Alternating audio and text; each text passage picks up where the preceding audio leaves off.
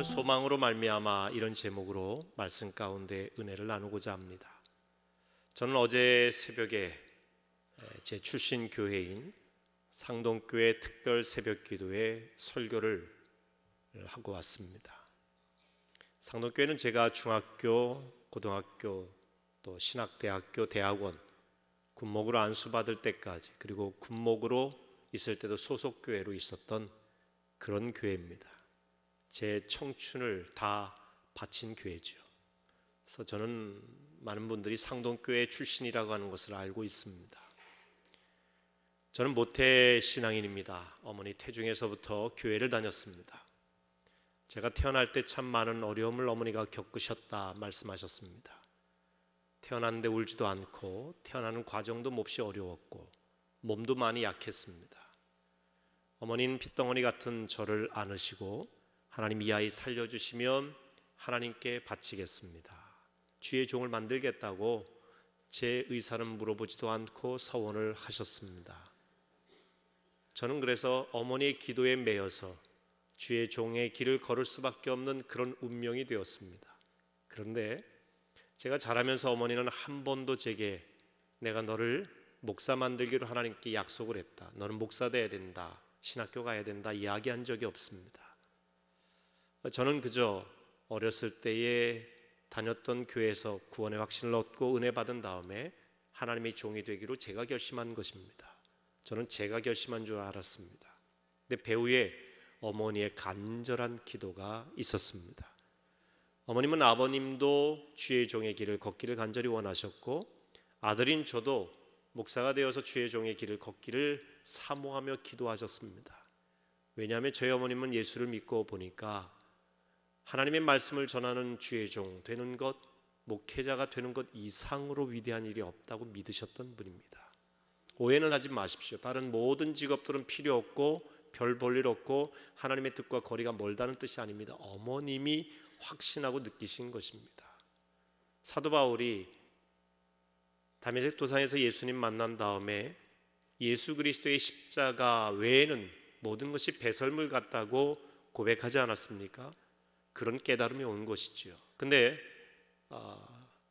아버님은 사업을 하시면서 다른 길로 가셨습니다.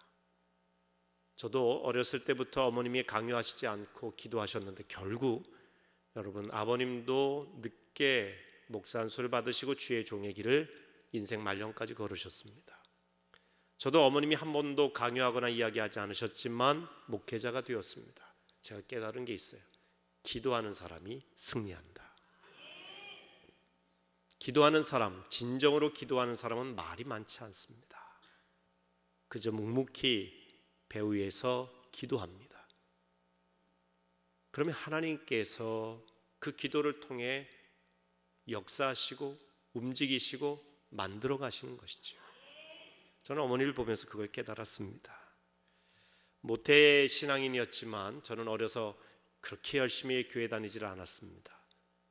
그러다가 대방동에 살던 저희 가정에 불이 나면서 서울에 있는 신림동, 낙골, 떨어진 골짜기라고 하는 가난한 동네 신림동으로 이사를 가게 되었고, 거기서 유신교회를 다니게 됩니다. 지금은 큰 믿음 유신교회라는 이름으로 그 지역에서는 꽤 크게 부흥하고 그리고 영향력을 크게 갖고 있는 교회가 되었습니다. 그 유신교회를 다니면서 제 인생에 큰 전환점이 됩니다. 구원의 확신을 얻게 되죠. 좋은 믿음의 선생님을 만나게 됩니다. 거기서 목사가 되기로 결심을 합니다. 그러다가 중학교 3학년 때 저희 가족은 상동교회로 옮기게 됩니다. 저희 어머님이 신방전사님으로 가게 되셨기 때문입니다. 저희 어머님은 아버님이 그렇게 주의 종의 길을 걸었으면 했지만 아버님이 계속 사업하시고 그렇게 빚을 지고 어렵고 실패하는데도 계속 사업을 하셨어요. 어머님은 빚진 마음으로 나라도 주의 종의 길을 걸어야겠다 하셔서 신방전사님이 되신 겁니다. 어머님은 옛날 중앙신학교라고 하죠. 강남대학교의 전신인 중앙신학교를 나오셨어요. 신학을 하신 분입니다. 그래서 상동교회에 다니게 됐는데 처음 상동교회 갔을 때의 인상은 정말 좋지 않았어요. 굉장히 배타적인 교회였고 그리고 냉랭했습니다. 교인들의 표정 속에서는 웃음기라고는 전혀 찾을 수가 없었습니다. 제가 은혜 받았던 유신교회와는 완전히 달라요. 예배 시간에는 마치 찬물을 끼얹어 놓은 것처럼 아멘 소리가 없습니다. 저는 그때 어린 마음이지만 이런 깨달음이 왔습니다. 교회는 분위기가 따뜻해야 되는구나. 그래야 사람들이 오겠구나.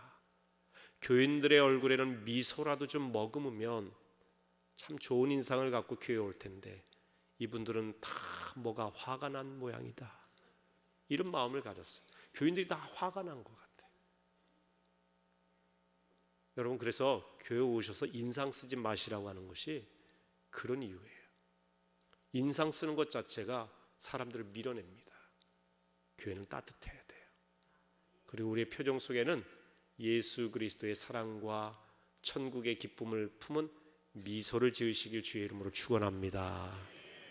그것만으로도 전도가 돼요. 근데 이제 역사가 오래된 교회는 그 깊은 역사 속에 역사하신 하나님의 은혜가 있어서 금방 떠날 것 같았던 교회였지만 저는 목사 안수 받을 때까지 있게 되었습니다. 물론 어머님은 그 중간에 제가 고등학교 시절에 쓰러지셔서 말기 자궁암 판정을 받게 됩니다. 6개월 정도 사신다고 했죠. 아버님은 계속해서 사업에 어려움을 겪으셨고 어머님은 말기 자궁암으로 늘 집 한쪽 구석에 누워 계셨습니다. 죽음을 기다리시는 것이었습니다. 단칸 세 방에 5 식구가 살았는데 그 방의 분위기가 어떨까? 여러분 한번 상상을 해보세요. 제 고등학교 시절 청소년기, 제 아래 여동생은 중학교 3학년, 아래 여동생은 초등학교 6학년, 3살 터울입니다. 그랬던 시기입니다. 등록금 제때 내지 못했고요. 도시락도 제때 싸가지 못했습니다. 한마디로 소망이 없던 시절이었습니다.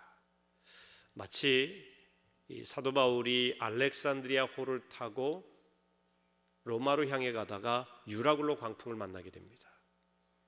2주 동안 이 광풍 때문에 하늘의 별도 달도 해도 보이질 않아요. 칠 같은 암흑입니다. 성경에 뭐라고 되어 있느냐? 구원의 여망이 없었다. 쉽게 말하면 소망이 전혀 없었어요. 이제 죽을 일만 남았다는 것입니다. 배가 뒤집혀서 파선해서 이제 죽는 일만 남은 그들의 모습입니다. 전후좌우가 다 암흑이었어요. 마치 제가 고등학교 시절 상동교회 시절이 그랬습니다. 소망이 없었습니다. 그런데 아무런 소망이 없다고 하던 그 시절에 하나님께서 제게 준 말씀이 있습니다. 여러분도 너무나 잘 아시는 하박국 3장 17절 18절 같이 읽어보시겠습니다. 비록 무화과 나무가 무성하지 못하며 포도나무에 열매가 없으며 감람나무에 소출이 없으며 밭에 먹을 것이 없으며 우리의 양이 없으며 외양간에 소가 없을지라도 나는 여호와로 말미암아 즐거워하며 나의 구원의 하나님으로 말미암아 기뻐하리로다. 아멘. 하박국 선지자는 이스라엘의 절망적인 상황에 대한 그림을 그립니다. 무화과 나무가 무성하지 못하고 포도나무에 열매도 없고 감람나무에 열매도 없고 밭에 먹을 것도 없고 우리의 양도 없고 외양간에 소도 없다. 이것은 이 당시 이스라엘 사람들에게 가장 필요한 의식주가 전혀 갖춰져 있지 않은 절대적인 무의 상황, 절망적인 상황을 그리고 있습니다. 그런데 이런 것들이 없을지라도 그럼에도 불구하고 나는 여호와로 말미암아 즐거워하며 내 구원의 하나님으로 말미암아 기뻐하리로다. 아멘. 하박국 선지자의 소망은 구원의 하나님이셨습니다. 하박국 선지자의 즐거움과 기쁨은 많은 것을 소유하는 데 있지 않았습니다. 아무것도 없을지라도 하나님 계시며 아무것도 없을지라도 하나님이 보내셔서 우리를 구원하신 예수 그리스도 계시면 우리는 영원한 소망을 얻을 수 있다고 하는 이런 고백인 것입니다. 이 소망으로 말미암아 하박국 선지자는 다시 일어났고 이스라엘에게 회복과 하나님의 구원의 놀라운 은총을 선포할 수 있었습니다. 사랑하는 성도 여러분, 여러분의 인생에 있어서 아무리 힘들고 어려워도 구원의 하나님 계시면 절대 절망이 없음을 믿으시기를 바랍니다. 저는 그 소망으로 말미암아 절망을 극복했습니다. 인생에 있어서 구원의 하나님을 발견하고 하나님이 보내주신 예수 그리스도를 발견하는 순간 그것이 저에게 있어서는 절대 소망이 된 것입니다. 그 소망으로 숱한 어려움을 극복할 수 있었습니다. 그 소망이 저로 하여금 목사가 되게 했습니다. 그 소망으로 목회하는 가운데 어려움을 능히 극복할 수 있는 능력이 되었습니다. 여러분, 우리의 소망은 오직 예수 그리스도이십니다. 이 소망으로 말미암아 승리하시기를 축원합니다. 바울은 다메섹 도상에서 이 부활하신 예수님을 만났습니다. 십자가에 달려 죽으시고 돌아가신 지 사흘 만에 부활하신 예수님을 만난 뒤에 그의 인생은 180도 바뀌게 됩니다. 기독교인을 잡아들이고 죽이려고 하던 그의 인생이 철저한 기독교인, 복음을 전하는 사도가 되는 것입니다. 예수를 전하는데 목숨을 걸었어요. 자기가 갖고 있던 세상적인 모든 권력, 명예, 지식, 가문의 배경, 물질, 이 모든 것들은 예수 십자가 앞에는 배설물 같다는 것입니다. 그래서 그는 예수 그리스도를 전하기 위해서, 소망이신 예수 그리스도를 전하기 위해서라면 온 세계 열방을 다니면서 고난을 각오하고 핍박을 각오하고 복음 전파를 위해서 다닌 것입니다. 드디어 바울은 이 예수를 전하기 위해 로마에까지 입성하게 됩니다. 로마에 입성할 때 그는 선교사로 입성하는 게 아닙니다. 목사로 입성한 것이 아니라 죄수의 신분으로 입성하게 됩니다. 정확히 말하면 황제에게 상소를 해서 아직 그 판결이 나지 않은 상태에 있기 때문에 미결수의 신분이죠. 그는 자유의 몸이 아니라 묶인 상태에서 로마까지 오게 되었습니다. 그런데 하나님께서는 묶인 그를, 쇠사슬에 묶인 그를 위대한 복음의 도구로 쓰십니다. 바울은 로마 황제에게 상소한 미결수이기 때문에 황제를 보호하는 근위대의 감옥에 갇히게 되어 있었습니다. 그래서 이 바울을 데리고 왔던 율리오라고 하는 백부장은 황제의 근위대장인 그에게 바울을 인계한 것으로 자기의 사명을 다 끝마친 거예요. 근데 보통 근위대 감옥에 갇혀야 되는 이 바울을 근위대장이 그렇게 하지 않고 감옥 밖에서 따로 지낼 수 있도록 배려를 해주었습니다. 아마 바울에 대한 이야기를 율리오로부터 다 전달받은 것 같아요. 특별한 인물인 것을 이야기를 듣게 됩니다. 그래서 감옥 밖에서 지내는데 오늘날로 말하면 가택연금 수준이라고 할 수 있겠습니다. 셋집에서 지냈다 그렇게 돼 있죠. 그런데 군인이 지키고 있었기 때문에 마음대로 출입을 할 수는 없었어요. 하지만 그의 셋집으로 오는 사람과는 자유롭게 만날 수 있게 해주었습니다. 바울은 로마로 간 지 사흘 후에 유대인 중 높은 사람들을 자신의 거처로 초청을 합니다. 이들은 로마에 사는 유대교 공동체 중에 영향력 있는 어르신들을 말합니다. 그들에게 자기가 왜 로마의 황제에게 상소하러 왔는지에 대해서 설명을 하죠. 내가 너희 유대인들을 무시한 것이 아니다. 유대의 법을 어기기 위해서 한 것이 아니다. 사실 로마인들은 나를 살펴보더니 아무런 죄가 없어서 석방하려고 했지만 유대인들이 자꾸 나를 죽이려고 했다. 나를 핍박했다. 그러다 보니 하는 수 없이 황제에게 상소할 수밖에 없는 내 상황을 이해해달라. 여러분, 이들에게 내가 복음을 전하기 위해서, 예수 그리스도를 전하기 위해서 나는 목숨 걸고 여기 왔다 그러면 처음부터 이들이 마음문을 열지를 않아요. 나는 당신들에게 해를 끼치기 위해서 온 게 아니라, 민족의 배반자로 온 것이 아니라 이러이러한 상황 속에 왔는데, 그 다음에 이런 이야기를 하죠. 내가 궁극적으로 여기 온 것은 이스라엘의 소망 때문에 왔다. 자, 20절 말씀을 같이 읽어봅니다. 이러므로 너희를 보고 함께 이야기하려고 청하였으니 이스라엘의 소망으로 말미암아 내가 이 쇠사슬에 매인 바 되었노라. 자신이 쇠사슬에 묶여서 로마까지 오게 된 것은 이스라엘의 소망으로 말미암은 일이다. 여러분, 이스라엘의 소망은 메시아의 도래를 의미합니다. 바울은 자신이 이스라엘의 소망을 선포하다가 쇠사슬에 묶였다라고 그 유대인 영향력 있는 지도자들에게 이야기하는 것입니다. 이스라엘 사람들은 오래전부터 자신들을 구원해 줄 메시아를 기다렸습니다. 이들이 기다린 메시아는 강대국의 폭정 밑에서 그들을 자유롭게 할 정치적인 메시아를 기다렸습니다. 경제적으로 너무나 궁핍한 그들을 경제적으로 번영시킬 경제적인 메시아를 기다렸습니다.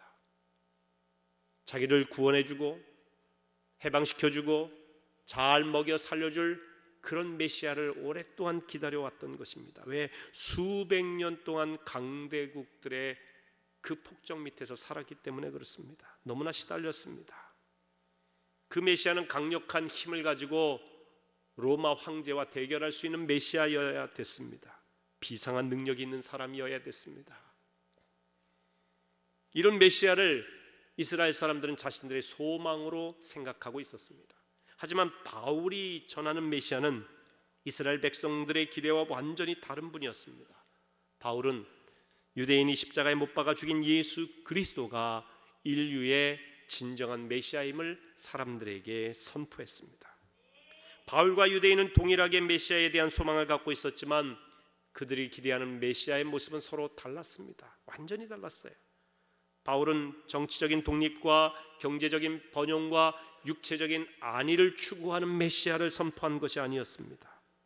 죄와 죽음에서 구원해 주시는 영적 메시아, 우리 죄를 대신 지시고 십자가에서 죽으신 분, 죽으신 지 사흘 만에 부활하신 바로 그 메시아, 우리를 죄와 사망에서 자유케 할 그 메시아를 전하는 것입니다.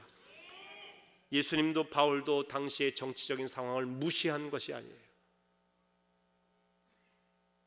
예수님과 바울은 이 정치적인 상황과 환경과 여러 가지 여건, 인간이 살아가는 삶의 자리를 무시하고 무조건 영적인 것만 추구하신 분이 아닙니다.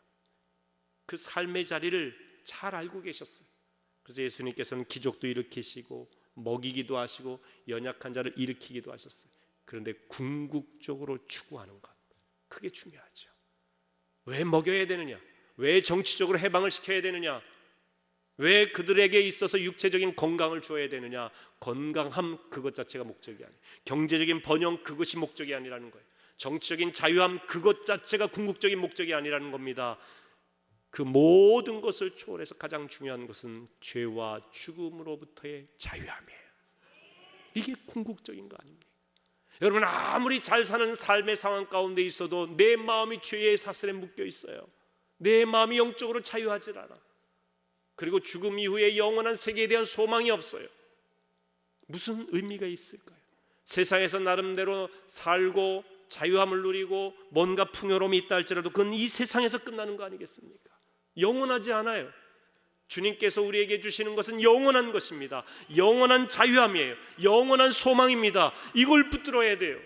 우리 기독교인들의 선포는 바로 그것이어야 되는 것입니다. 바울은 이스라엘의 소망이신 예수 그리스도로 말미암아 쇠사슬에 매였다고 증언합니다.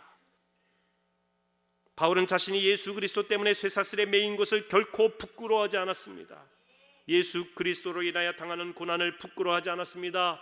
오히려 우리가 예수 그리스도에게 매일 때에, 예수 그리스도에게 묶일 때에 오히려 진정한 생명과 자유함을 얻을 수 있다고 하는 것을 전했던 사람입니다.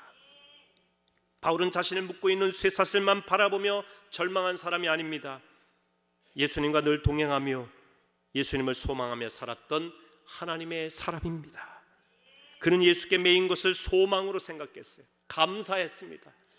그래서 옥중에 갇혀서도 내가 예수께 매인받은 그 사람 된 걸 기쁘게 생각했어요. 사람은 무엇에 매여 사느냐에 따라 인생이 달라집니다. 찬양 중에 오직 주의 사랑에 매여라고 하는 찬양이 있습니다. 오직 주의 사랑에 매여 내 영 기뻐 노래합니다. 이 소망의 언덕 기쁨의 땅에서 주께 사랑드립니다. 2절에 보면 이렇게 가사가 돼 있어요. 오직 주의 임재 안에 갇혀 내 영 기뻐 찬양합니다. 이 소명의 언덕 거룩한 땅에서 주께 경배드립니다. 오직 주의 사랑에 매여 내 영 기뻐 노래합니다. 오직 주의 임재 안에 갇혀 내 영 기뻐 경배드립니다. 여러분, 주의 사랑에 매여 내 영 기뻐한다고 했을 때 왜 사랑에 매여 있다고 할까? 왜 주의 임재 안에 갇혀 있다고 노래할까? 부정적으로 처음에 생각했어요. 근데 부를수록 은혜가 됩니다. 주의 사랑에 매여 사는 것이 행복한 인생이라는 것을 깨닫게 됩니다. 주의 사랑 안에 갇혀 있는 것이 축복이구나. 거기에 매여 있기 때문에 다른 걸 할 수가 없는 거예요. 바울은 쇠사슬에 매여 가택 연금되었기 때문에 다른 걸 할 수가 없어요. 주의 복음 전하는 일밖에, 이스라엘의 소망이신 예수 그리스도를 전하는 일을 위해는 할 수가 없어요. 그게 축복이라는 겁니다. 여러분, 우리가 세상에 여러 가지 일들을 이것저것 하는 게 축복이 아니에요. 그게 자유가 아닙니다. 그것이 오히려 우리의 신앙을 망가뜨릴 수가 있어요. 주의 사랑 안에 갇혀 있을 때, 주의 사랑에 매일 때, 예수 그리스도의 소망으로 쇠사슬에 묶여 있을 때, 그것이 은혜예요. 그걸 발견할 수 있어야 됩니다. 사람은 자신이 소망하는 바에 매여 살아가게 됩니다. 우리는 무언가에 매여 있습니다. 자유한 것 같은데 결코 그렇지 않아요. 마음대로 마시고 놀고 즐기는 사람은 쾌락에 매여 있는 것입니다. 학생들은 열심히 공부하는데 공부하는 것을 통해 주님을 바라보지 못하면 그저 공부 자체에 매여 있는 것이지요. 돈 버는 것에 매여 있는 사람들도 있습니다. 잘 사는 걸 소망하는 사람은 물질에 매여 삽니다. 얼마 전에 로또 1등이 부른 비극이란 제목의 기사를 봤습니다. 어느 집안의 형이 로또 1등에 당첨이 됐어요. 세금 다 떼고 8억 원을 받았습니다. 한순간에 부자가 된 거예요. 그러니까 동생에게 조금 한 어느 정도 집을 구할 수 있을 정도로 조금 줬대요. 그래서 동생이 이제 그 돈과 자기가 있던 돈을 합쳐서 집을 구했습니다. 그리고 형은 가게를 연 겁니다. 식당을. 처음에는 좀 되는 듯 하더니 점점 어려워져요. 원금도 다 까먹고. 그래서 동생 집, 자기가 돈을 대줬으니까 당연하게 생각을 하고 동생 집을 자기가 마음대로 대출을 받은 거야. 동생도 형이 좀 줬으니까 아마 그랬겠죠. 뭐 하는 수 없이 해줬겠죠. 그런데 계속 가게가 어려워지면서 이자도 못 내는 거예요. 대출 이자도. 그러니까 동생에게 큰 부담으로 다가왔어요. 그러니까 동생이 형에게 싫은 소리를 좀 했던 것 같아요. 화가 난 형이 전화 통화를 하다가 흉기를 들고 동생 집으로 찾아가고 동생을 찔러 죽인 겁니다. 궁극적인 발단이 어디서 나왔느냐? 로또 1등에서부터 나온 것이 아닌가라고 하는 그런 이야기입니다. 물질에 매여 살다 보면 물질에 가려서 가족이 보이질 않는 거예요. 세상 허망한 것에 소망을 두고 살면 그것에 가려 진리가 보이질 않아요. 그런 인생은 허무한 결말을 맞이하게 됩니다. 바울은 오직 예수 그리스도를 소망했습니다. 이스라엘의 소망이 바로 예수 그리스도라고 하는 사실을 전하며 살았습니다. 바울은 평생 그 소망에 매여 산 겁니다. 여러분, 어디에 묶여서 어디에 매여서 삽니까? 여러분도 모르는 사이에 뭔가에 매여 있어요. 그런데 우리가 예수께 매이면, 소망이신 예수께 매여 살면 자유함이 있습니다. 영원한 생명이 있는 것입니다. 어느 교회 80세가 넘으신 어르신의 간증입니다. 이 어르신은 찬송가 549장 내 주여 뜻대로 행하시옵소서, 이 찬송을 가장 좋아합니다. 이유가 있어요. 1950년 6월 25일 북한이 남침함으로 우리나라가 참 어려움을 겪게 되죠. 그때 수도 서울이 며칠 만에 함락이 됩니다. 서울에 사시던 이 가정은 6월 27일 사흘째 되는 밤에 포성이 들리는 가운데 이제 모든 것을 주께 맡길 수밖에 없는 상황이 된 그것을 아버지가 깨닫고 피난할 수도 있는 상황도 안 됐어요. 근데 그 포성이 울려 퍼지고 총소리가 난무하는 그 상황 속에서 아버지는 가족들을 다 불러 모아놓고 우리 가정의 운명과 앞으로의 모든 일, 우리의 생명 주님께 맡기자. 우리는 이 마지막 순간에 하나님께 예배하자 하면서 가정 예배를 드리시는 거예요. 아버지가 가정 예배를 드리시면서 부르고 또 불렀던 찬송이 549장 내 주여 뜻대로 행하시옵소서. 서울이 북한군에 함락된 그 절망의 밤에도 그 어르신의 아버지의 유일한 소망은 예수 그리스도였습니다. 주님의 뜻이었어요. 그 아버지는 가족들과 함께 있다가 집에 포탄이 떨어져 돌아가셨고 아들은 살아남은 것입니다. 그때 아버지의 나이가 38세, 아들은 12살이었습니다. 지금은 아들이 80이 넘은 노인이 되었고 그때 그 아버지를 생각할 때마다 눈물이 난다고 합니다. 80년 인생을 살면서 세상으로 달려가고픈 마음이 들 때도 있었지만 그때마다 1950년 6월 27일 그 절망의 밤에 아버지가 부르셨던 내 주여 뜻대로를 부를 때마다 예수 그리스도 나의 주님, 우리 가정의 유일한 소망이신 주님 놓칠 수 없다고 하는 생각으로 다시 주님을 부여잡았다고 합니다. 80세가 넘은 노인이 69년 전에 돌아가신 38세의 젊은 아버지를 생각할 때마다 주님 생각하는 것입니다. 그의 아버지는 아들에게 물질적으로 아무것도 물려주지 못했습니다. 인간적으로는 아버지가 없는 외로움을 물려주었습니다. 그러나 아버지는 세상의 부귀영화와 비교할 수 없는 것 하나를 물려주셨으니 바로 예수 그리스도를 소망하는 것입니다. 그의 아버지가 물려주신 이 소망에 매어 아들은 지금까지 살아온 것입니다. 80 넘은 그 세월까지 그 힘들고 고단한 삶이었지만 내 주여 뜻대로 행하시옵소서 눈물을 흘리며 부르시던 아버지의 모습을 생각할 때마다 주님을 떠날 수 없었던 것이죠. 그 아버지가 바라봤던 예수께 매어 살았던 인생이 얼마나 감사한지, 얼마나 축복이었는지, 내가 세상적으로 타락해도 한없이 타락하고 예수님과 거리가 멀어도 한없이 멀어질 수밖에 없는 그런 우리의 인생의 삶이었지만 끝까지 주께 매어 있을 수 있었던 것은 아버지가 마지막까지 보여주신 그 신앙 때문이었습니다. 저는 서두에서 저희 집안의 이야기를 잠시 들려드렸습니다. 저는 가난한 가정의 고통을 경험했습니다. 고등학교, 대학교 시절 집에 가면 늘 어머니는 한쪽 구석에 돌아가실 날을 기다리며 누워 계셨어요. 그런데 돌아가시지 않고 5년쯤 지났을 때에 부시시 일어나면서 용태가 하나님이 나 살려주실라는가 보다, 살아야겠다, 그러면서 지금까지 살아계십니다. 저희 어머니는 하나님의 은혜의 역사의 산 증인이십니다. 저희 어머님은 이미 옛날에 돌아가실 분이에요. 제가 고등학교 시절에 돌아가실 분입니다. 그런데 하나님이 살려주신 걸 보면 우리 인생은 우리가 결정하는 거 아니에요.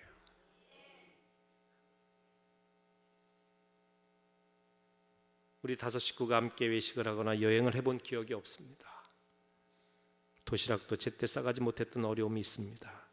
소망이 없었지만 그때 예수님을 깊이 만났던 것이죠. 그 80 넘으신 어르신이 6.25 전쟁의 그 절망의 밤에, 수도 서울이 함락된 그 고통스러운 밤에, 포성이 들리던 그 밤에도 내 주여 뜻대로 행하시옵소서 눈물로 찬송하신 예수 그리스도만을 소망한 그 아버지의 모습을 떠올리며 그 연세 드실 때까지 소망을 잃지 않고 그 소망으로 말미암아 살아오신 것처럼 저도 고등학교 시절 그 어려운 가운데서도 예수 그리스도 나의 주님이 소망이심을 믿고 지금까지 살아왔습니다. 그것이 은혜입니다. 우리는 물질로 말미암아 사는 게 아닙니다. 지식으로 말미암아 사는 것도 아닙니다. 좋은 직장에 다니는 것으로 말미암아 사는 게 아닙니다. 우리는 소망으로 말미암아 삽니다. 바로 예수 그리스도를 소망함으로 말미암아, 예수께서 말씀해 주신 그 말씀으로 말미암아 사는 것입니다. 여러분 인생이 아무리 힘들고 어렵고 우리 사회가 아무리 혼란한 가운데 있다 할지라도 우리의 유일한 소망이신 예수 그리스도 놓치지 마시길 주의 이름으로 축원합니다.